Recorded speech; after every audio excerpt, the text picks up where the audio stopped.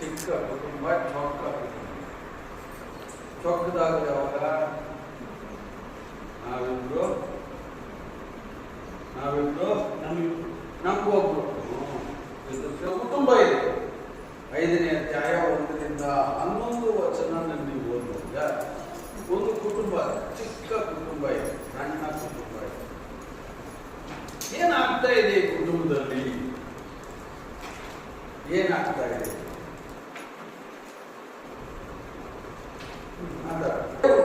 ಅವರಿಗೆ ಬೇರೆಯವರಿಗೆ ಪ್ರೇರಣೆ ಕೊಟ್ಟಿಲ್ಲ. ಸೇವೆ, ಆ ಜನಗಳು ಸೇವಕರು ಮಾಡ್ತಾ ಇದ್ದಂತ, ಅಪೊಸ್ತಲರು ಮಾಡ್ತಾ ಇದ್ದಂತ ಸೇವೆ, ಆ ಸೇವೆಯನ್ನು ನೋಡುವಾಗ ಇನ್ನಷ್ಟು ಈ ಸೇವೆ ಮುಂದಕ್ಕೆ ಹೋಗ್ಬೇಕು. ಅನೇಕರು ನಮ್ಮೂರಲ್ಲಿ ನಾಶ ಆಗ್ತಾ ಇದ್ದಾರೆ, ವಿಗ್ರಹಾರಾಧಕರಾಗಿದ್ದಾರೆ, ದಾರಿ ತಪ್ಪಿ ಹೋಗಿದ್ದಾರೆ, ಕೆಟ್ಟು ಹೋಗಿದ್ದಾರೆ. ಸ್ವರ್ಗದ ಕಡೆಗೆ ಬರಬೇಕು, ದೇವರನ್ನ ತಿಳ್ಕೊಳ್ಬೇಕು, ಸತ್ಯದ ಪರಿಜ್ಞಾನ ಅವ್ರಿಗೆ ಬರಬೇಕು ಅಂತೇಳಿ ಅವರು ಯಾವಾಗ ಅವರು ಬೆಳಕು ಬಂತೋ ಅವ್ರಿಗೆ ತಮ್ಮವ್ರ ಜನ, ತಮ್ಮ ಊರಿನ ಜನ, ತಮ್ಮ ದೇಶದ ಜನರ ಬಗ್ಗೆ ಅಭಿಮಾನ ಬಂತು. ಅಭಿಮಾನ ಬಂದಾಗ ಅವರಲ್ಲಿ ಒಂದು ವೈರಾಗ್ಯ ಬಂದ್ಬಿಡ್ತು. ವೈರಾಗ್ಯ, ಅಯ್ಯೋ ಈ ಆಸ್ತಿ ಇಟ್ಕೊಂಡು ಏನ್ ಮಾಡೋಣ, ಈ ಆಸ್ತಿ ಇಟ್ಕೊಂಡು ಏನ್ ಮಾಡೋಣ, ಅವ್ರಿಗೊಂದು ವೈರಾಗ್ಯ ಬಂದ್ಬಿಡ್ತು. ನಾವು ಇಲ್ಲಿ ಪ್ರವಾಸಿಗಳು, ಈ ಲೋಕವು ನಮ್ಮದಲ್ಲ, ನಮ್ಮ ಪ್ರಯಾಣ ಅಲ್ಪಕಾಲ ಅಂತ ಗೊತ್ತಾಗೈತೆ ಅವರಿಗೆ. ಅದಕ್ಕೆ ಅವ್ರೇನ್ ಮಾಡಿದ್ರು, ಬಂದಿದ್ನೆಲ್ಲ ಇದ್ದದನ್ನೆಲ್ಲ ಮಾರ್ಬಿಟ್ಟು ಸ್ವರ್ಗ ಸಂಪಾದನೆ ಮಾಡ್ಕೊಳ್ಳಿ, ಬೇರೆಯವರು ಕೂಡ ಯಾವತ್ತಿದ್ರು ಹೋಗ್ತೀವಿ, ಏನೋ ಇರಕ್ಕೊಂದು ಮನೆ ಬೇಕು, ತಿನ್ನಕ್ಕೊಂದು ಊಟ ಬೇಕು, ಏನೋ ಅಷ್ಟಕ್ಕೆ ಮಾತ್ರ ಯೋಚನೆ ಮಾಡಿಕೊಂಡು ಉಳಿದದನ್ನೆಲ್ಲ ಏನ್ ಮಾಡಿದವರು ವೈರಾಗ್ಯ ಬಂದ್ಮೇಲೆ ಮನಸ್ಫೂರ್ತಿಯಾಗಿ ಕೊಡ್ತಾ ಇದ್ದಾರೆ. ಮನಸ್ಸು ಪೂರ್ತಿಯಾಗಿ ಇದನ್ನ ನೆನಪಲ್ಲಿ ಇಟ್ಕೋಬೇಕು. ಇದರಲ್ಲಿ ಯಾರ ಒತ್ತಡ ಇಲ್ಲ. ದೇವರು ಮಾರ್ಬಿಡು ಅಂತ ಹೇಳಿಲ್ಲ, ದೇವರ ಸೇವಕರು ಮಾರ್ಬಿಡಿ ಅಂತ ಹೇಳಿಲ್ಲ. ಇದು ಅವರದೇ ತೀರ್ಮಾನ. ಯಾಕೆಂದ್ರೆ ಕಾರಣ ಅದಕ್ಕೆ ವೈರಾಗ್ಯ. ವೈರಾಗ್ಯ ಎಂಥದ್ದು? ಈ ಭೂಮಿಯ ವೈರಾಗ್ಯ, ಈ ಲೋಕದ ವೈರಾಗ್ಯ. ಇನ್ಯಾವ್ರ ಮೇಲೆ ಅವ್ರ ಕನಸು ಬಂದ್ಬಿಡ್ತು? ಮುಂದಣ ಲೋಕ, ನಮ್ಮೂರ ಮೇಲೆ. ಅದು ಅವ್ರ ಬಂದದ್ರಿಂದ ಮಾರಕ್ಕೆ ಶುರು ಮಾಡಿದ್ರು ಅಷ್ಟೇ. ಆಯ್ತಾ? ಪೂರ್ತಿ ಮನಸ್ಸಿನಿಂದ ಅವ್ರು ಮಾರಿದ್ರು. ಅದನ್ನೇ ಯಾಕೋಬನು ಹೇಳಿರೋದು, ಮೊದಲು ಪಾಪ ಎಲ್ಲಿ ಬಸರಾಗೋದು ಅಲ್ವಾ, ಬಸರಾಗ್ತದೆ ಅಂತ ಹೇಳ್ತಾರೆ. ಆಮೇಲೆ ಅದು ಮಗುವನ್ನು ಇರ್ತದೆ ಅಂತ. ಅದು ಮೊದಲು ಪ್ರಾರಂಭ ಆಗೋದಿಲ್ಲಿ ಮನಸ್ಸಿನಲ್ಲಿ ಅಂತ ಹೇಳ್ತಾರೆ. ಯಾಕಂದ್ರೆ ಬದುಕಲ್ಲಿ ಓದಿದ್ರೆ ಇಲ್ವೋ ನೀವು ಅಲ್ಲಿ ನೋಡಿದ್ದೀರಿ, ಅದನ್ನ ವಾಕ್ಯ ಓದಿದ್ದೀರಿ ಎಷ್ಟೋ ಸರಿ. ಸೊ ಅದರಿಂದ ಇವರಿಬ್ರು ಕೂಡ, ಈ ಕುಟುಂಬ ಗಂಡ ಹೆಂಡತಿ ಇವರಿಬ್ರು ಏನ್ ಮಾಡ್ಬೇಕಾಗಿತ್ತು?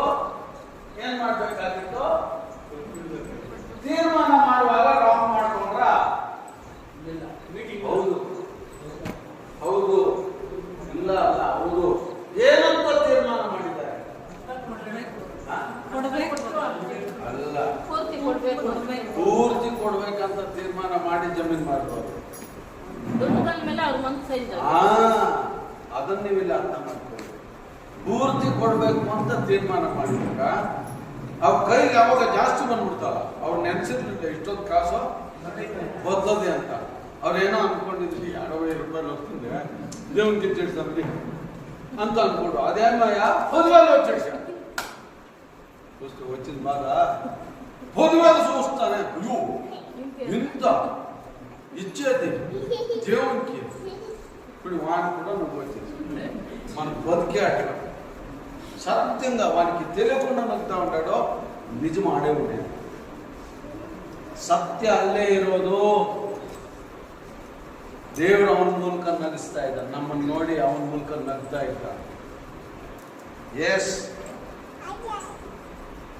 ಎಸ್ ದೇವರು ನಮ್ಮನ್ನು ನೋಡಿ ನಗ್ತಾನೆ. ನಿನ್ನ ದೇವರೇನು ಫೋರ್ಸ್ ಮಾಡಲಿಲ್ಲ, ನಿನ್ನನ್ನು ಕೊಡು ಅಂತ ಕೇಳಲಿಲ್ಲ, ಏನ ಹೇಳಲಿಲ್ಲ. ದೇವರದ ಪಾತ್ರನೇ ಇಲ್ಲ ಇಲ್ಲಿ. ದೇವರ ಸೇವಕರು ಬರೀ ಬೋಧನೆ ಮಾಡಿದ್ರಷ್ಟೇ. ಈ ಲೋಕ ನಮ್ದು ಪ್ರಯಾಣ ಸ್ವಲ್ಪ ಕಾಲ, ನಾವು ಇಲ್ಲಿ ಯಾತ್ರಿಕರು, ನಾವು ಬಂದಿದ್ದೇವೆ, ಹೋಗ್ಬೇಕು. ನಾವು ಈ ಲೋಕದಲ್ಲಿ ಏನು ಹೊತ್ಕೊಂಡು ಬರ್ಲಿಲ್ಲ, ಏನೂ ಹೊತ್ಕೊಂಡು ಹೋಗಲ್ಲ. ನಾವು ಈ ಲೋಕದಲ್ಲಿ ಹೊತ್ಕೊಂಡಿರೋದಲ್ಲ ಏನೋ ಪಾಪ, ಕರ್ಮ, ಅನ್ಯಾಯ, ಮೋಸ, ವಂಚನೆ, ದಗ ಇವುಗಳಿದ್ರೆ ನಾವು ಅಲ್ಲಿಗೆ ಹೋಗಲ್ಲ. ಬರುವಾಗ ಶುದ್ಧವಾಗಿ ಬಂದು ಹೋಗುವಾಗ ಹೊತ್ಕೊಂಡು ಹೋಗ್ತಿರಲ್ಲ ಪಾಪನ. ಎಲ್ಲಿಗೆ ಹೋಗ್ತೀರಿ? ನರಕಕ್ಕೆ ಹೋಗ್ತೀರಿ. ಪಾಪ ಹೊತ್ಕೊಂಡವರೆಲ್ಲ ಹೋಗುತ್ತೆ. ಈ ಬೋಧನೆಯನ್ನು ಮಾಡಿದಾಗ ಜನರಲ್ಲಿ ಅರಿವುಂಟಾಯಿತು. ಆ ಕೇಳಿದ ಮೇಲೆ ಅವರಿಗೆ ವೈರಾಗ್ಯ ಬಂದ್ಬಿಟ್ಟು ಆವಾಗ ಬೇರೆಯವರೆಲ್ಲ ಮಾಡ್ತಾ ಇದ್ರು. ಏನು ದೇವರು ಮಾಡ್ದಂಗಾಗ್ಲಿ. ಇವಾಗ ದೇವ್ರ ಸೇವಕರನ್ನ ಇಟ್ಕೊಂಡವ್ರ ಏನೂ ಇಲ್ಲ. ಅಪೊಸ್ತಲರ ಕೃತ್ಯದಲ್ಲಿ ಇದ್ದಾರಲ್ಲ, ಇವ್ರು ನನ್ನಂತ ಸೇವಕರಲ್ಲ, ಎಲ್ಲ ತ್ಯಾಗ ಮಾಡಿದ್ರು. ಯೇಸು ಸ್ವಾಮಿ ಹೇಳ್ದಂಗೆ ಒಂದೊಂದ್ ಜೊತೆ ಬಟ್ಟೆ ಕಿತ್ಕೊಂಡು ಹೊರಟರು ಅಷ್ಟೇ. ಟೂರ್ ಪ್ರಯಾಣ. ಅದಕ್ಕೆ ಅವರ ರಾಗ ಆಡ್ತಾ ಇದ್ರು. ನಾವಿಲ್ಲಿ ಪ್ರವಾಸಿಗಳು, ಈ ಲೋಕ ನಮ್ದಲ್ಲ, ನಮ್ಮ ಪ್ರಯಾಣ ಮಾಡ್ತೀವಿ, ರೈಟ್? ಹಂಗ ಬೋಧನೆ ಮಾಡ್ತಾ ಇದ್ದರಿಂದ ಅವರಂತೆ ಕೆಲವರು ವೈರಾಗ್ಯ ಬಂದ್ಬಿಟ್ಟು ನಾವು ಕೂಡ ಇವರಂತೆ ಬದುಕಬಹುದು, ದೇವರು ಅವರನ್ನೆಲ್ಲ ಕಾಪಾಡ್ತಾವನೆ ಅಂದ್ಮೇಲೆ ನಮ್ಮನ್ನು ಕೂಡ ಕಾಪಾಡ್ತಾನೆ ಅಂತೇಳಿ ಎಲ್ಲ ಮಾರಿ ಸೇವೆ ಕೊಟ್ಬಿಟ್ಟು ಹೋಗು. ಅದನ್ನ ನೋಡಿ ಇವರಿಬ್ಬರಿಗೆ ಮೋಟಿವೇಟ್ ಆದ್ರು. ಏನಾದ್ರು ಏನಂದ್ರೆ ಅಲ್ಲ, ಮೋಟಿವೇಟ್ ಆದರು. ಏನು ಮೋಟಿವೇಟ್ ಅಂದ್ರೆ ಉತ್ತೇಜಿತರಾದರು.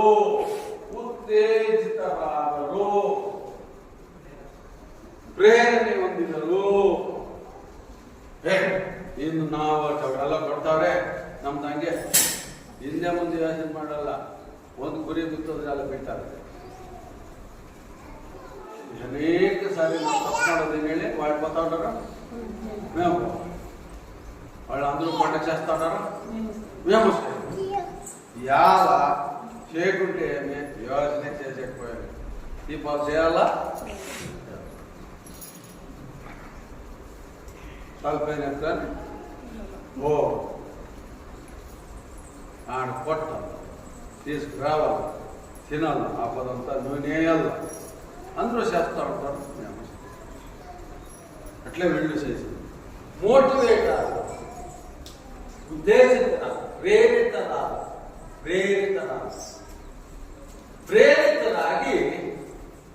ತೀರ್ಮಾನ ಮಾಡುವಾಗ ಮಿಸ್ಟೇಕ್ ಮಾಡ್ಕೊಂಡು,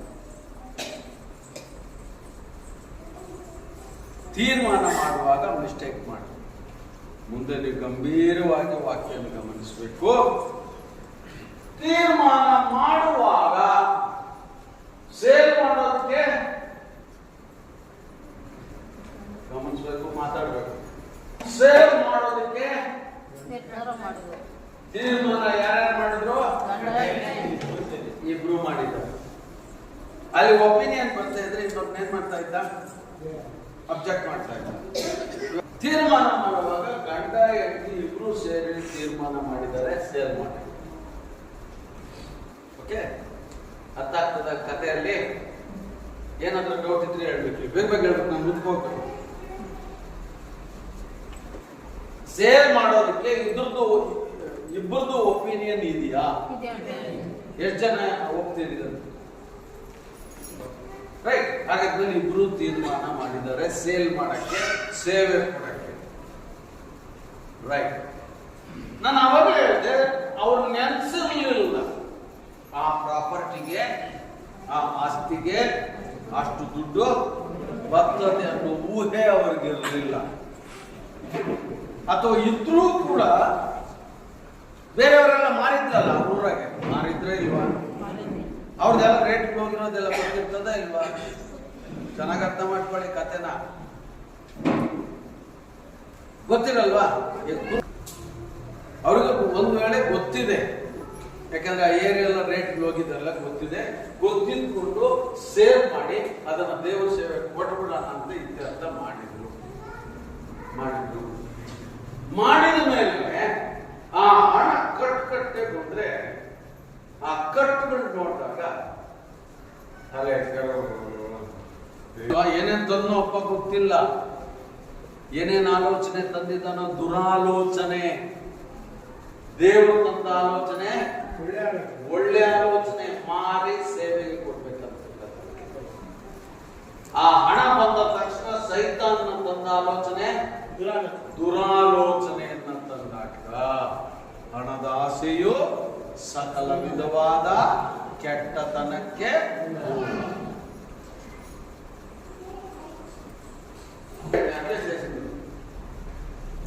ಹಂಗೆ ಮಾಡಿದ್ದೀನಿ. ಹಣ ಯಾವಾಗ ಹೆಚ್ಚು ಶೇಖರಣೆ ಅವನಲ್ಲಿ ಕೈಯಲ್ಲಿ ಬಂತು, ಡಿಸಿಷನ್ ಚೇಂಜ್. ರೈಟ್. ಮಾರೋದ್ರಲ್ಲಿ ಇಬ್ರು ತೀರ್ಮಾನ ಮಾಡಿದ್ರು, ಕೊಡುವಾಗ ಎಷ್ಟು ಜನ ತೀರ್ಮಾನ ಮಾಡಿದ್ರು? ಹೆಂಡತಿ ಸಮ್ಮತಿಯಿಂದ. ಏನಂತ ಪದ ಇದೆ ನೋಡಿ, ಇಲ್ಲಿ ಮಾರಿದ್ದಾರೆ. ನಾನು ಅದಕ್ಕೆ ಹೇಳ್ತಾ ಇದ್ದೀನಿ, ಮಾರುವಾಗ ತೀರ್ಮಾನ ಇಬ್ಬರು ಮಾಡಿದ್ರು, ಹಣ ಬಂತು. ಕಥೆ ಅರ್ಥ ಮಾಡ್ಕೊಳ್ಳಿ, ಸ್ಟೋರಿ. ಮಾರುವಾಗ ಇಬ್ರು ತೀರ್ಮಾನ, ಹಣ ಬಂತು. ಭೂಮಿಯನ್ನು ಮಾರಿ ಹೆಂಡತಿಯ ಸಮ್ಮತಿಯಿಂದ ಅದರ ಕ್ರಯದಲ್ಲಿ ಒಂದು ಭಾಗವನ್ನು ಬಚ್ಚಿಟ್ಟುಕೊಂಡು ಒಂದು ಭಾಗವನ್ನು ತಂದು ಅಪೋಸ್ತರ ಭಾಗಗಳ ಕೊಡುವಾಗ ತೀರ್ಮಾನ ಮಾರುವಾಗೋ ಕೊಡುವಾಗೋ ಪಾರ್ಟ್ನರ್ ಅದು ಪಾರ್ಟ್ನರ್ ಆಗಿರ್ಬೇಕು. ಯಾವಾಗ ಕಲಿಬೇಕು ಸಾಕು, ನೀವು ಬೈಬಲ್ನಿಂದ ಕಲಿಬೇಕು. ಪಾರ್ಟ್ನರ್ ಅಂದ್ರೆ ಒಬ್ಬರು ತೀರ್ಮಾನವನ್ನೇ ಸೇರ್ಕೊಡ್ತು. ಇಬ್ರು ಒಟ್ಟಿಗೆ ತೀರ್ಮಾನ ಸೇರ అర్థం కదా. ఏమేమి డిసిషన్ తీసుకున్నా కూడా అమ్మేది కానీ తీసుకునేది కానీ ఇచ్చేది కానీ బాసుకోవచ్చేది కానీ ఏమన్నా కానీ ఏం తీర్మానం చేయనా ತೀರ್ಮಾನ ಇಬ್ರು ಮಾಡಿದ್ರು, ಇಬ್ರು ಸೇರ್ ಮಾಡಿದ್ರು, ಇಬ್ರು ಕಾಣಿಕೆ ಕೊಡ್ತಾ ಇದ್ದಾರೆ. ಸಮ್ಮತಿ ಇದೆ, ಹೆಂಡತಿ ಸಮ್ಮತಿ ಇದೆ. Okay right. ಆಮೇಲೆ ಕನ್ಸಲ್ಟೇಷನ್ ಇದೆ ಅಂತ ನೆನ್ಪಿಟ್ಕೊಳ್ಳಿ. ಇಬ್ರು ಒಬ್ಬರಿಗೊಬ್ಬರಿಗೂ ಏನಿದೆ ಕನ್ಸಲ್ಟ್ ಮಾಡ್ತಾ ಇದ್ದಾರೆ. ಒಬ್ಬರನ್ನೊಬ್ಬರು ಒಮ್ಮತದ ಅಭಿಪ್ರಾಯದಿಂದ ಏನ್ ಮಾಡಿದ್ರು ಕೂಡ ಮಾಡ್ತಾ ಇದ್ದಾರೆ. ಕೊಡೋದಾಗ್ಲಿ ತಗೊಳ್ಳೋದಾಗ್ಲಿ. ಓಕೆ. ಆಮೇಲೆ 3ನೇ ವಚನ.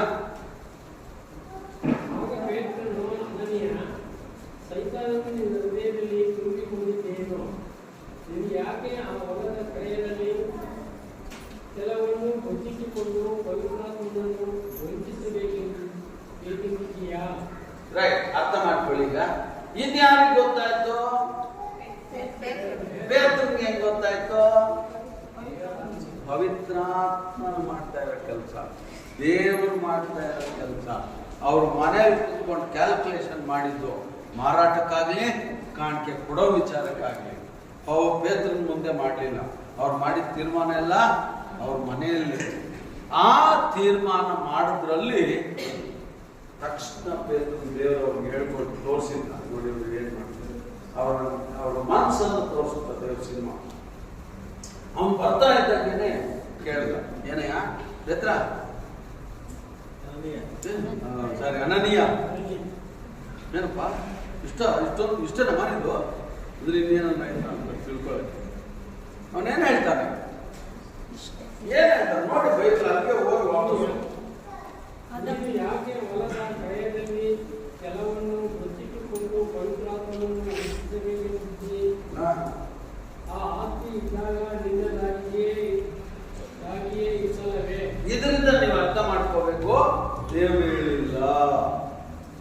ದೇವರು ಯಾರಿಗೂ ಕೂಡ ನಿಮ್ಮ ಹತ್ರ ಜೇಬ ಕಾಸಿದ್ದಾಗ 10 ರೂಪಾಯಿ ತೆಗೆದು ಪಕ್ಕಕ್ಕಿಡಿ ಅಂತೇಳಿ ಫೋರ್ಸು ಮಾಡಲ್ಲ. ಮನಸ್ಸು ತೀರ್ಮಾನ. ವಾಕ್ಯ ಇದೆ, ದಶಮಾಂಶ ಕೊಡಬೇಕು. ಅಲ್ಲಲ್ಲ ಇದೆ. ಅದು ಹಳೆ ಒಡಂಬಡಿಕೆಗೆ. ಹೊಸ ಒಡಂಬಡಿಕೆಗೆ ಅದಕ್ಕೆ ಇವತ್ತು ನಾವು ಕಾಣಿಕೆ ಕೊಡಲ್ಲ ಸರಿಗೆ.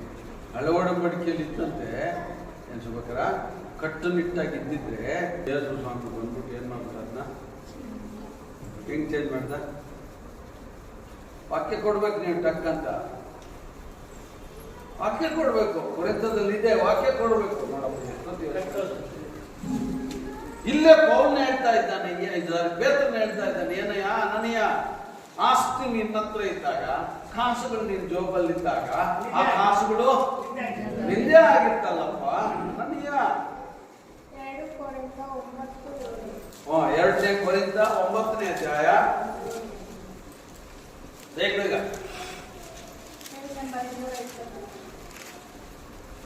2 ಕೊರಿಂಥ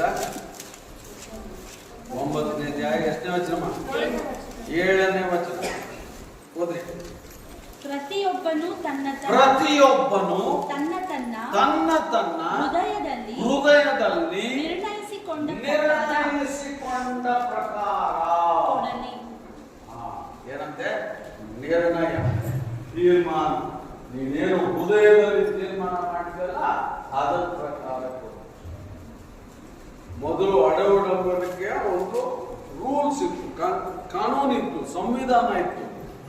ಇಷ್ಟು ಕೊಡೇಬೇಕು ಅಂತ ಇತ್ತು. ನೀನೇನು ಮಾಡಿದ್ರು ಬೆಳೆಲಿ ಏನು ಮಾಡಿ 10 ಲೀಟರ್ ಹಾಲಾದ್ರೆ 1 ಲೀಟರ್ ಪಕ್ಕಕ್ಕೆ ಕೊಡ್ಬೇಕು. 10 ಲೀಟರ್ ಕಾಸು ಬಂದ್ರೆ 1 ಲೀಟರ್ ಕಾಸನ್ನ ಪಕ್ಕಕ್ಕೆ ಕೊಡ್ಬೇಕು. ಆ 1 ಲೀಟರ್ನ ಕಾಸು ಪಕ್ಕಕ್ಕೆ ಕೊರೋ, ಇಲ್ಲಾಂದ್ರೆ ಅಲ್ಲಿ ಹೋಗಿ ಸ್ವಾಮೀಜಿಗಳು, ಪುರೋಹಿತರು, ಪೂಜಾರಿಗಳು ಯಾಜಕನೋ ಇದ್ರೆ ದೇವಸ್ಥಾನಕ್ಕೆ ಎತ್ಕೊಂಡು ಕೊಟ್ಬಿಡೋರು 1 ಲೀಟರ್ ಏನೋ ಮಾಡ್ಕೊಳ್ಳೋರು. ಅವಾಗ ಅದನ್ನ ರಿಲ್ಯಾಕ್ಸ್ ಮಾಡ್ದೆ ಇಲ್ಲಿ ಹೃದಯಕ್ಕೆ ತಕೊಂಡು ಬಂದ. ನೀನು ಹೃದಯದಲ್ಲಿ ತೀರ್ಮಾನ ಮಾಡು, ನೀನ್ ಮನಸ್ಸು ಮಾಡು, ತೀರ್ಮಾನ ಮಾಡಿ ಕೊಡಬೇಕು ಅಂತ. ಈ ಇತ್ಯರ್ಥ ಹೊಸ ಒಡಂಬಡಿಕೆಗೆ ಬಂದು ಅದರ ಪ್ರಕಾರ ಇದು ತೀರ್ಮಾನ ಮಾಡಿ. ಅದಕ್ಕೆ ಪೇತ್ರನು ಕೇಳ್ತಾ ಇದ್ದಾನೆ, ಯಾರು ಫೋರ್ಸ್ ಮಾಡಿದ್ರಪ್ಪ ನಿಮಗೆ? ದೇವರೇ ನನ್ನ ಫೋರ್ಸ್ ಮಾಡಿದ್ನಾ? ಇಲ್ವೇ? ಮತ್ತೆ ಯಾಕೆ ಹಿಂಗ್ ಮಾಡಿದ್ರಪ್ಪ ನೀವು? ವಂಚನೆ ಮಾಡಿದ್ರಲ್ಲಪ್ಪ. ಯಾರಿಗೆ ಮಾಡಿದ್ರಿ? ತೀರ್ಮಾನ ಮಾಡೋದು ಇಲ್ಲಿ ಹೃದಯದಲ್ಲಿ. ಹೃದಯದಲ್ಲಿ ಯಾರಿದ್ದಾರೆ? ದೇವರಿದ್ದಾನೆ. ಹಾಗಿದ್ರೆ ನಿಮ್ಮ ಹೃದಯದಲ್ಲಿರುವಂತ ನಿಮ್ಮ ದೇವರಿಗೆ ನೀವು ವಂಚನೆ ಮಾಡಿಬಿಟ್ರೆ, ತೀರ್ಮಾನ ಮಾಡೋದ್ರಲ್ಲೇ ನೀವು ಮಿಸ್ಟೇಕ್ ಮಾಡ್ಕೊಂಡ್ರೆ, ಮಾರುವಾಗ ಒಟ್ಟಿಗೆ ಮಾಡಿದ್ರೆ, ಉದ್ದೇಶ ನಾವು ಸೇವೆ ಕೊಡ್ಬೇಕಂತ ಕೊಡುವಾಗ ನಿಮ್ದು ಸೇರಿಸ್ಕೊಂಡ್ರಿ, ಅದರಲ್ಲಿ ಸೇರಿಸ್ಕೊಂಡ್ರಿ. ಬೇಗ ಅಲ್ಲಿ ಮುಂದಕ್ಕೆ ಓದಿ. ನಿಮ್ಮದೇ ನೀವು ಹಣವು ನಿನ್ನ ಅಧೀನದಲ್ಲೇ ಇತ್ತಲ್ಲವೇ? ನೀನು ಈ ಕಾರ್ಯವನ್ನು ನಿನ್ನ ಹೃದಯದಲ್ಲಿ ಯೋಚಿಸಿಕೊಂಡದ್ದು ಯಾಕೆ? ಯಾವದನ್ನ ಅರ್ಧ ಕೊಡ್ಬೇಕು ಅನ್ನೋ ತೀರ್ಮಾನ ಮೊದಲು ನೀವು ಹುಲ್ಲು ಕೊಡ್ಬೇಕಂತ ಮಾಡಿ ಈಗ ಅರ್ಧ ಕೊಡುವಂತ ದುರಾಲೋಚನೆಯನ್ನ ಯಾಕೆ ಮಾಡಬೇಕಪ್ಪ? ಯಾಕೆ ಮಾಡಿದೆ ಅನನೀಯ? ರೈಟ್, ಓದಿ ಮುಂದೆ. ನೀನು ಸುಳ್ಳಾಡಿದ್ದು ಮನುಷ್ಯನಿಗಲ್ಲ, ದೇವರಿಗೆ ಆಡಿದ್ದೀಯ ಅಂದನು. ಹಾಗಾದರೆ ಈಗ ವಾಪಸ್ ಹೋಗ್ಬೇಕು. ಅದು ಪ್ರೂವ್ ಮಾಡುತ್ತೆ. ಮುಂದೆ ಬಂದಾಗ ಹೆಂಡತಿನ ಕೇಳುವಾಗ ಗಂಡನನ್ನೂ ಕೂಡ ಅನನೀಯನನ್ನೂ ಕೂಡ ಪೇತ್ರನು ಪ್ರಶ್ನೆ ಮಾಡಿರ್ತಾನೆ ಡೆಫಿನೆಟ್ ಆಗಿ. ಯಾಕಂದ್ರೆ ಮುಂದೆ ಅನನೀಯ ಸಫೈರಳನ್ನು ಮಾಡ್ತಾ ಇದ್ದಾನೆ. ಆದ್ರೆ ಗಂಡನನ್ನ ಬರುವಾಗ ಆ ಮಾತಲ್ಲಿಲ್ಲ. ಅದಕ್ಕೆ ನಾನು ಮೊದಲೇ ಹೇಳಿದೆ, ಅವನನ್ನು ಕೂಡ ಕೇಳಿದ್ದಾನೆ, ಏನಯ್ಯ ಅನನೀಯ, ಇಷ್ಟೇ ಏನಪ್ಪ ಹಣ ನೀನು ಮಾರಿದ್ದು ಅಂತ. ಇಷ್ಟೇ ಮಾರಿದ್ದು ಅಂತ ಅಂದ್ಬಿಟ್ಟು ಅವನು. ಅದಕ್ಕೆ ಇಲ್ಲಿ ಹೇಳ್ತಾ ಇದ್ದಾನೆ, ಯಾಕಯ್ಯ ಸುಳ್ಳು ಹೇಳಿದೆ? ಯಾಕಯ್ಯ ಸುಳ್ಳು ಹೇಳಿದೆ? ವಂಚನೆ ಮಾಡಿದ್ದಲ್ದಿರ ಜೊತೆಗೆ ಏನ್ ಮಾಡ್ತಾ ಇದ್ಯಾ? ಸುಳ್ಳು ಬೇರೆ ಹೇಳ್ತಾ ಇದ್ದ. ನೋಡಿ ಹೆಂಗೆ ಚೈನ್ ಒಂದಕ್ಕೊಂದು ಸೇರ್ಕೊಳ್ತು. ಚೈನ್ ಸೇರ್ಕೊಳ್ತು. ಒಂದು ತಪ್ಪು ಮಾಡಿದಾಗ ಆ ತಪ್ಪನ್ನ ಬಚ್ಚಿಡ್ಲಿಕ್ಕೆ ನಾವೇನ್ ಮಾಡ್ತೀವಿ? ಇನ್ನೊಂದು ತಪ್ಪನ್ನ ಸೇರಿಸ್ತಾ, ಇನ್ನೊಂದು ತಪ್ಪು, ಇನ್ನೊಂದು ತಪ್ಪು, ಇನ್ನೊಂದು ತಪ್ಪನ್ನ. ಅದಕ್ಕೆ ನಾವು ತಪ್ಪು ಮಾಡುವಾಗ ಯೋಚನೆ ಮಾಡಬೇಕು. ಆರ್ಗ್ಯುಮೆಂಟ್ ಮಾಡ್ತಾ ಇದ್ದಾನೆ, ಅವಳು ಕೂಡ ಆರ್ಗ್ಯುಮೆಂಟ್ ಮಾಡ್ತಾ ಇದ್ದಾಳೆ, ವಾದ ವಿವಾದ ಕೇಳಿತಾ ಇದ್ದಾಳೆ. ಅಲ್ವಾ? ರೆಕಾರ್ಡ್ ಆಗಿರೋದು ಇಷ್ಟೇ, ಇಷ್ಟೇ ಮಾರಿದ್ರು ಅಂತ. ಅವಾಗ ಅವನು ಹೇಳಿದ್ನಿಲ್ಲ, ನಮ್ಗೆಲ್ಲ ಗೊತ್ತಾಯ್ತು, ನೀವು ಎಷ್ಟು ಮಾರಿ ಎಷ್ಟು ಮಾಡಿದ, ಅದಕ್ಕೊಂದು ಅವಕಾಶನೇ ಸಿಕ್ಕಿಲ್ಲ, ಅವಕಾಶನೇ ಸಿಕ್ಕಿಲ್ಲ. ನಾವು ತಪ್ಪು ಮಾಡಿದ ತಕ್ಷಣ ನಮ್ಗೆ ಶಿಕ್ಷೆ ಆಗಂಗೆ ಇದ್ದಿದ್ರೆ ನಾವು ಯಾರು ಇವತ್ತು ಇಷ್ಟು ಜನ ಇಲ್ಲಿ ಕೂತ್ಕೋತಾನೆ ಇರಲಿಲ್ಲ. ನನ್ನನ್ನು ಸೇರಿಸಿ ಇಲ್ಲಾದಾಗ ಪನಿಷ್ಮೆಂಟ್ ಠಕ್ ಅಂತ ಅಲ್ಲೇ ಆಗಿದ್ದಿದ್ರೆ ನಾವು ಎಷ್ಟು ಜನ ಸುಳ್ಳು ಹೇಳ್ತಾನೆ ಇರಲಿಲ್ಲ, ವಂಚನೆ ಮಾಡ್ತಾನೆ ಇರಲಿಲ್ಲ. ಅಲ್ಲಿ ಕೃಪೆ ಬಂತಲ್ಲ, ಅಲ್ಲಿ ಕೃಪೆ ಅನ್ನೋದು ಬಂತಲ್ಲ, ಅಲ್ಲಿ ಪ್ರಾಬ್ಲಮ್. ಈ ಶಿಲುಬೆ ಬಂತಲ್ಲ, ಅಲ್ಲಿ ಪ್ರಾಬ್ಲಮ್. ಆ ಶಿಲುಬೆ ನಮ್ಮನ್ನು ಇವತ್ತು ಕೂಡಿಸಿದೆ. ಇಲ್ಲಿ ಭಾಗನ ನಾವು ನೋಡ್ತಾ ಇರುವಾಗ ನಮ್ಮ ಮನಸ್ಸಾಕ್ಷಿ, ನಮ್ಮ ಆತ್ಮ ಸಾಕ್ಷಿ ನಮಗೇನಂತ ಉತ್ತರ ಕೊಡ್ತಾ ಇದೆ? ಸೈ ಅಂತ ಇದೋ, ಶಿಲುಬೆ ಅಂತ ತೋರಿಸ್ತಾ ಇದ್ದು. ಇವತ್ತು ಕುತ್ಕೊಂಡಿದ್ಯಾ ಅಂದ್ರೆ ಅಲ್ಲಿ ನೋಡೋ ಶಿಲ್ಬೆನ, ಅಲ್ಲಿ ನೋಡೋ ಶಿಲ್ಬೆನ ಅಲ್ವಾ? ನಾವಿಲ್ಲಿ ಕೂತಿರೋದು ಕೇವಲ ಕೃಪೆ, ಕೃಪೆ, ಕೃಪೆ, ಕೃಪೆ. ಯೇಸುವಪ್ಪ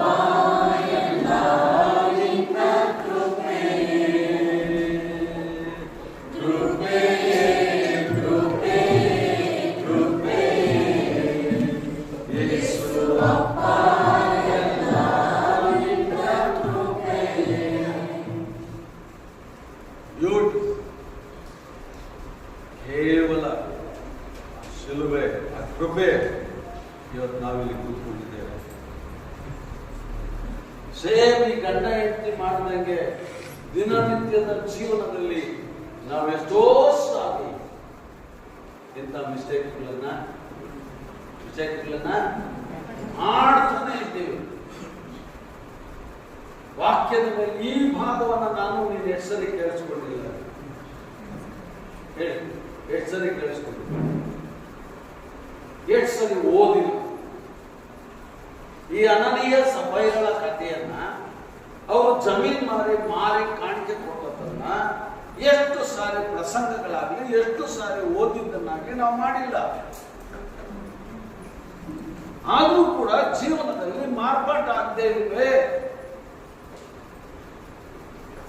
ತಪ್ಪು ಮಾಡ್ತೀವಿ, ಆರ್ಗ್ಯುಮೆಂಟ್ ಇಳಿತೇವೆ, ತಪ್ಪು ಮಾಡ್ತೇವೆ, ವಾದ ವಿವಾದಕ್ಕೆ ಇಳಿತೇವೆ, ತಪ್ಪು ಮಾಡ್ತೇವೆ, ಬಚ್ಚಿಟ್ಕೊಳ್ತೇವೆ, ತಪ್ಪು ಮಾಡ್ತೇವೆ, ನಾವು ಮತ್ತೆ ಒಂದಕ್ಕೊಂದು ಸೇರಿಸ್ತಾ ಹೋಗ್ತೇವೆ.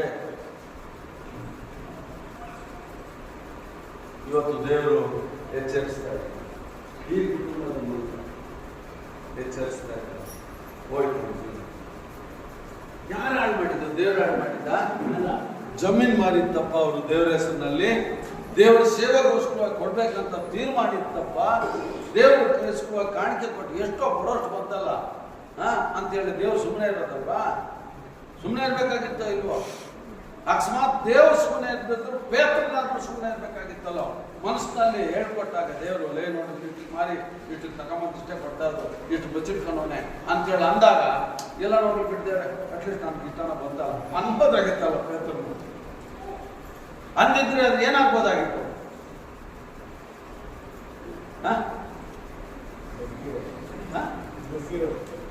ಯಾರು ಬದುಕಿರೋರು?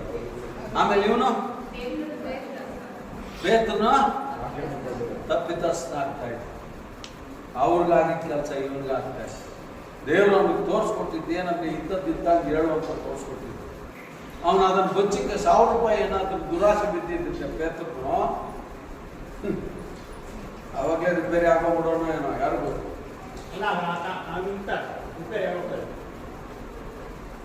ನೋಡಿ ರೈಟ್. ಆಮೇಲೆ ಹೋಗಿ ಮುಂದಕ್ಕೆ ಹೋಗಿ ದೇವರಿಗೆ ಆಡಿದಿ ಅಂದ. ಈ ಮಾತುಗಳನ್ನು ಅನನೀಯನು ಕೇಳಿದ ಕೂಡಲೇ ಬಿದ್ದು ಪ್ರಾಣ ಬಿಟ್ಟವನು. ಕೇಳಿದವರೆಲ್ಲರಿಗೂ ಮಹಾಭಯ ಹಿಡಿಯಿತು. ಆಗ ಕಾಲದಲ್ಲಿ ಸುತ್ತಿ ಹೊತ್ಕೊಂಡು ಹೋಗಿ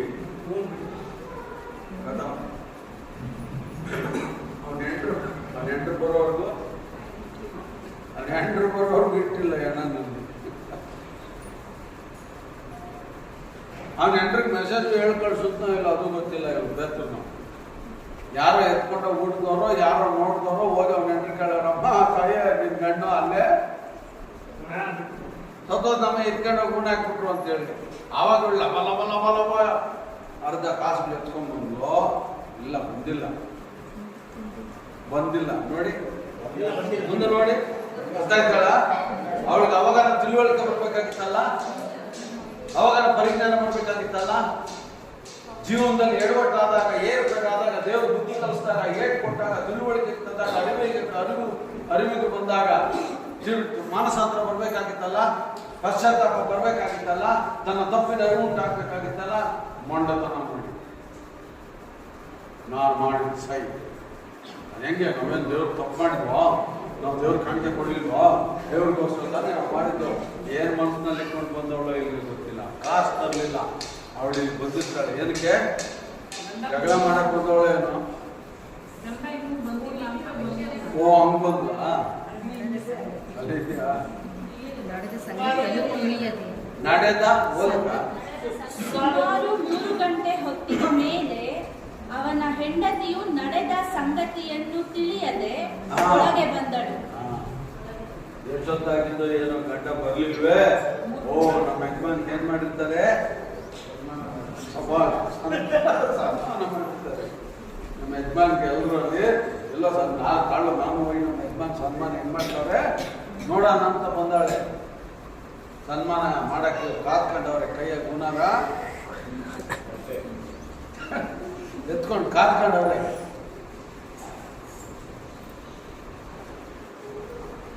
ನಾನೀಗ ಬರ್ಕೊಂಡಿರೋದು ಏನು ಗೊತ್ತಾ, 2ನೇ ವಚನದಲ್ಲಿ ಒಬ್ಬರಿಗೊಬ್ಬರು ಕನ್ಸಲ್ಟೇಷನ್ ಇತ್ತು.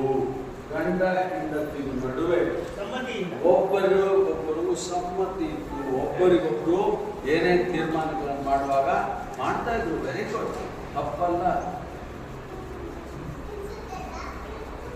ತಪ್ಪಲ್ಲ. ಮುಂದೆ ನೀವು ಹುಷಾರಾಗಿರಿ. ಅಲ್ಲಿಗೆ ಬೆಂತಟ್ಕೊಳಕ್ ಹೋಗ್ಬೇಡ್ರಿ ಹೆಣ್ಮಕ್ಳು ಗಂಡ್ಮಕ್ಳು. ಹಂಗಂತ ನಾನು ನನ್ನ ಹೆಂಡತಿ ನಾವು ಏನು ತೀರ್ಮಾನ ಮಾಡಿದ್ರು ಒಟ್ಟಿಗೆ ಮಾಡ್ತೀವಿ ನಾವು. ಬೈಬಲ್ ಅಂತ ಹೇಳ್ತಾರೆ. ನಾನು ಇವಾಗ ಯಾರು, ಯೇಸು ಸ್ವಾಮಿ ಶಿಷ್ಯ ಮಗನು, ಕರೆಕ್ಟ್ ಇರಬೇಕು. ರೈಟ್, ಬೆಂತಟ್ಕೊಳಕ್ ಹೋಗ್ಬೇಡಿ, ಮುಂದಕ್ಕಿದೆ ಅಪಾಯ. ಇನ್ನು ಮುಂದೆ ಮುಸಿಲ್ಕೊಂಡಾಗ ಅರ್ಥ ಆಗ್ತದ? ಸರಿ, ಏನಾಯ್ತು, ಇಬ್ರು ಒಪ್ಪಿಗೆ, ಒಬ್ಬರಿಗೊಬ್ಬರಿಗೆ ಒಪ್ಪಿಗೆ ಇದೆ. Very good. ಕೆಲವು ತೀರ್ಮಾನಗಳು ಮಾಡುವಾಗ ನಾನು ಕೆಲವೊಂದು ಪದ ಉಪಯೋಗಿಸ್ತಾ ಇದ್ದೆ. ಗಂಡ ಹೆಂಡತಿಯನ್ನ, ಹೆಂಡತಿ ಗಂಡನನ್ನ ಕನ್ಸಲ್ಟ್ ಮಾಡೋದು ಒಳ್ಳೇದು, ಆದ್ರೆ ಎಲ್ಲಕ್ಕೂ ಅಲ್ಲ. ಎಚ್ಚರ ಇರಲಿ. ಇಬ್ಬರಿಗೂ ಹೇಳ್ತಾ ಇದ್ದೆ. ಅದರಲ್ಲೂ ಇಲ್ಲಿ ನಿರ್ದಿಷ್ಟವಾಗಿ ಗಂಡನಿಗೆ ಹೇಳ್ತಾ ಇದ್ದೆ, ಹೆಂಡತಿಯ ವಿಚಾರದಲ್ಲಿ ಎಚ್ಚರ ಇರಬೇಕು. ಆದಾಮನ ಇದೇ ಮಿಸ್ಟೇಕ್ ಮಾಡ್ಕೊಂಡು ಅವನಿಗೆ ಸೆಲ್ಫ್ ಡಿಸಿಷನ್ ಪವರ್ ಇಲ್ಲ.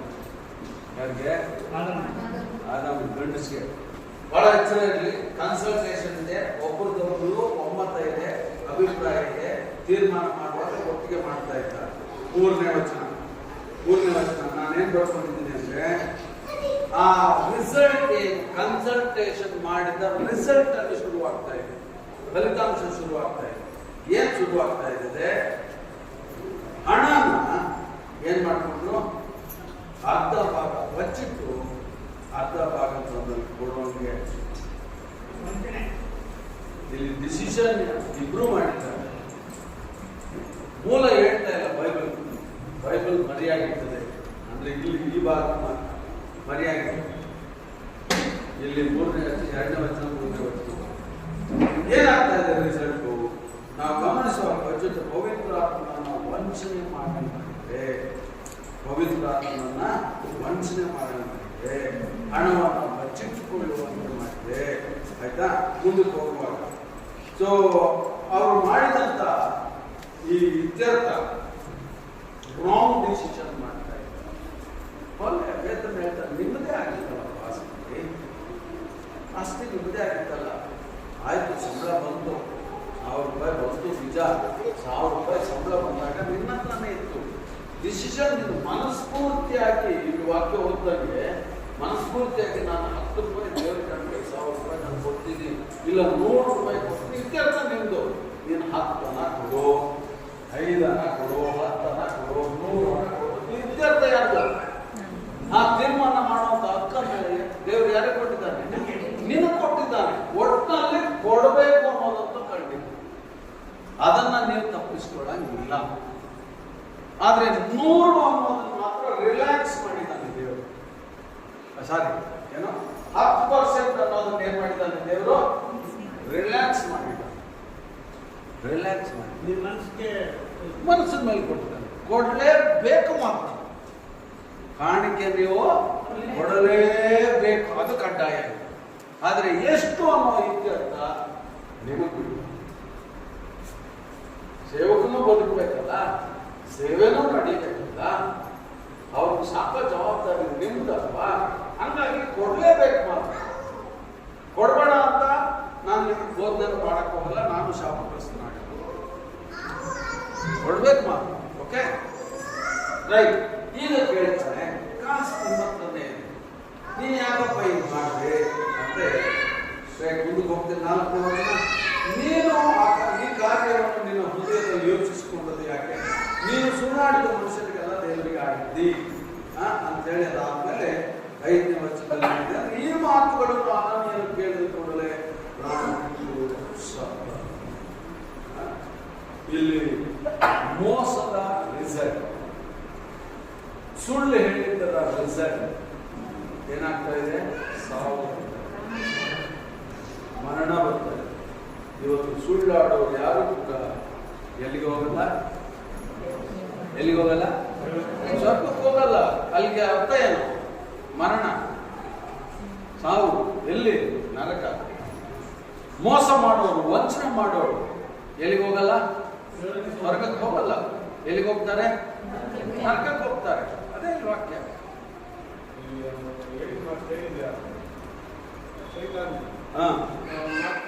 ಅಷ್ಟೇ ಅಷ್ಟೇ. ಸೈತಾನ್ ಮಾತು ಕೇಳಿದ್ರೆ ಅವನು ಏನು ಹೇಳ್ಕೊಡಲ್ಲ, ಒಳ್ಳೇದು ಏನು ಅವನು ಹೇಳ್ಕೊಡಲ್ಲ. ಯಾಕಂದ್ರೆ ಅವನು ಒಳ್ಳೆಯವನು ಅಲ್ವಲ್ಲ, ಒಳ್ಳೇದು ಅವನ ನಿಲ್ಲುವಲ್ಲ. ಇನ್ನು ಒಳ್ಳೇದೆಲ್ಲ ಹೇಳ್ಕೊಡ್ತಾನೆ. ಓಕೆ, ನಾನು ಮುಂದಕ್ಕೆ ಹೋಗ್ತೇನೆ. 8ನೇ ವಚನಕ್ಕೆ ಬರ್ತೇನೆ. 8ನೇ ವಚನ, ನೀವು ಆ ಹೊಲವನ್ನು ಮಾರಿದ ಇಷ್ಟೇ ಹಣಕ್ಕೋ ನನಗೆ ಹೇಳುವುದೆಂದು ಕೇಳಲು. ಟೆಸ್ಟ್ ಮಾಡ್ತಾ ಇರ್ತಾನೆ. ಅವನಂತೂ ಸುಳ್ಳು ಹೇಳ್ದ, ಅವನಂತೂ ಕರೆಕ್ಟ್ ಉತ್ತರ ಕೊಡ್ಲಿಲ್ಲ, ಅವನು ಕರೆಕ್ಟಾಗಿ ಒಪ್ಕೊಳ್ಳಿಲ್ಲ. ಇಷ್ಟೇ ಅವನು ಕೇಳಿರ್ತಾನೆ ಈ ಪ್ರಶ್ನೆನ. ಅದಕ್ಕೆ ನಾನು ಹೇಳಿದ್ದು, ನೋಡೋಣ ಇವಳಿಗೂ ಅದೇ ಪ್ರಶ್ನೆ ಆಗ್ತಾನೆ, ಇವಳನ್ನ ಒಪ್ಕೊಳ್ತಾಳೆ ನೋಡೋಣ. ಅಷ್ಟಕ್ಕೆ ಅಂದರೆ ಏನ್ ಹೇಳ್ತಾ ಇದ್ದಾರೆ? ಇಷ್ಟಕ್ಕೆ ಅಲ್ಲರು ಮಾಡಿದ್ರೆ ಬಂದಿರ್ತಾರೋ. ಹಂಗಿದ್ಮೇಲೆ ಇವರಿಬ್ಬರು ಕನ್ಸಲ್ಟೇಷನ್ ಎಷ್ಟು ಚೆನ್ನಾಗಿದೆ ನೋಡಿ. ಯಾರೋ ಇದರಲ್ಲಿ ಇಲ್ಲೇನು ನಿರ್ದಿಷ್ಟವಾಗಿಲ್ಲ ಯಾರೋ ಮೂಲ ಅಂತ ಇದೆಯಾ ಗೊತ್ತಿಲ್ಲ. ಗಂಟೆ ಇರ್ಬೋದು, ಹೆಂಡತಿನೇ ಇರ್ಬೋದು, ಅದಿಲ್ಲಿ ಬಂದಿಲ್ಲ ಅಷ್ಟೇ. ಬಟ್ ಹುಷಾರಾಗಿರ್ಬೇಕು ನಾವು. ಯಾರೋ ಒಬ್ರು ರಾಂಗ್ ಡಿಸಿಷನ್ ಹೇಳ್ತಾರೆ, ಇನ್ನೊಬ್ರಿಗಾದ್ರೂ ಏನಿರ್ಬೇಕು? ಪರಿಜ್ಞಾನ ಇರಬೇಕು. ಹೆಂಡತಿ ರಾಂಗ್ ಡಿಸಿಷನ್ ಹೇಳ್ಕೊಟ್ಟಾಗ ಗಂಡನಿಗೆ ತಿಳುವಳಿಕೆ ಇರಬೇಕು. ಗಂಡ ರಾಂಗ್ ಡಿಸಿಷನ್ ಹೇಳ್ಕೊಟ್ಟಾಗ ಹೆಂಡತಿಗೆ ಅರಿವಿರಬೇಕು, ತಿಳುವಳಿಕೆ ಇರಬೇಕು. ಇಲ್ಲಿ ಮರೆಯಾಗಿದೆ ಪಾಯಿಂಟ್. ನಾವು ಹುಷಾರಾಗಿರ್ಬೇಕು. ಹೇಳ್ಕೊಡೋರಿಗೆ ಹೇಳ್ಕೊಡ್ತಾರೆ, ಸ್ನೇಹಿತರಿಗೆ ಹೇಳ್ಕೊಡ್ತಾರೆ, ಏನೇನೋ ಹೇಳ್ಕೊಡ್ತಾರೆ. ಅವ್ರು ಹೇಳ್ಕೊಡೋದನ್ನೆಲ್ಲ ನಾವು ಮಾಡ್ತಾ ಹೋದ್ರೆ ನಮಗಂತೂ ಇಷ್ಟೇ ಆಗೋದು. ಆದರೆ ನಮಗೆ ತೀರ್ಮಾನ ಮಾಡೋ ಹಕ್ಕು ದೇವರು ಕೊಟ್ಟಿದ್ದಾರೆ, ಯೋಚನೆ ಮಾಡೋ ಶಕ್ತಿ ಕೊಟ್ಟಿದ್ದಾರೆ. ಅದೆರಡನ್ನು ನಾವು ಬಳಸಬೇಕು. ವಿವೇಚನೆ ಬೇಕು. ಆದಾಮನಿಗೆ ವಿವೇಚನೆ ಕೊಟ್ಟಿರ್ಲಿಲ್ವ ದೇವರು? ವಿವೇಚನೆ ಕೊಡ್ತಿಲ್ಲ ನಾನು ಉಂಟು ಮಾಡೋಣ ಇಲ್ಲ, ವಿವೇಚನೆಯನ್ನ ಕೊಟ್ಟಿದ್ದ ದೇವರು. ಅವನ ಹೆಂಡತಿ ಅವನ ತಂದು ಮಾತು ನಯ ಮಾತುಗಳನ್ನು ಹೇಳಿದಾಗ ಆ ವಿವೇಚನೆ ಎಲ್ಲೋಗಿತ್ತು ಇವನಿಗೆ? ಆ ಅರಿವು, ಆ ಪರಿಜ್ಞಾನ, ಆ ತಿಳುವಳಿಕೆ ಅವನಿಗೆ ಎಲ್ಲೋಗಿತ್ತು? ಡಿಸಿಷನ್ ಮಾಡೋಂಥ ತೀರ್ಮಾನ ಮಾಡೋಂಥ ಇವನಿಗೆ ತಿಳುವಳಿಕೆ ಇರಲಿಲ್ಲ. ಇವನಿಗೆ ಇತ್ತು ಅಷ್ಟೊತ್ತು ಬಿಟ್ಟು ತಿಂದ್ಬಿಟ್ಟವಳಲ್ಲ. ಅದಕ್ಕೆ ಹೇಳಿದ್ದು ಬೆಂಕಿ ಅಂತ. ಅದು ಬೆಣ್ಣೆ. ಅವಳ ನಯ ಮಾತುಗಳಿಗೆ ಆ ಬೆಣ್ಣೆ ಏನಾಯ್ತು?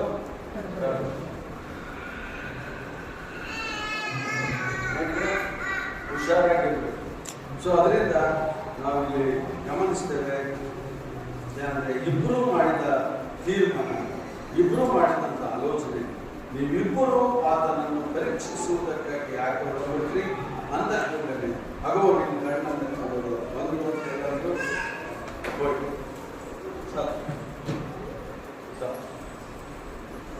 ನನಗೂ ನಿಮ್ಗೆ ಏನು ಸಂದೇಶ ಅಂತ ಅಲ್ಲಿ ಬರ್ಕೊಂಡಿದ್ದೀನಿ. ಪಬ್ಲಿಕ್ಗೆ ಏನು ಸಂದೇಶ?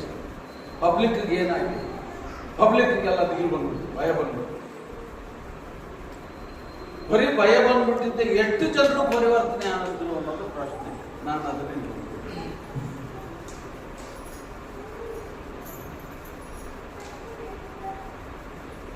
ಈ ಘಟನೆಯಿಂದ ನನಗೇನು ಪಾಠ? ನಾನೇನು ತಿಳ್ಕೊಳ್ಬೇಕು? ನಾನು ಸುಳ್ಳು ಹೇಳ್ಬೇಕಾ? ನಾನು ವಾದ ಮಾಡಬೇಕಾ? ನಾನು ಬಚ್ಚಿಟ್ಕೋಬೇಕಾ? ನಾನು ಏನೋ ದಯಮಾಡಿ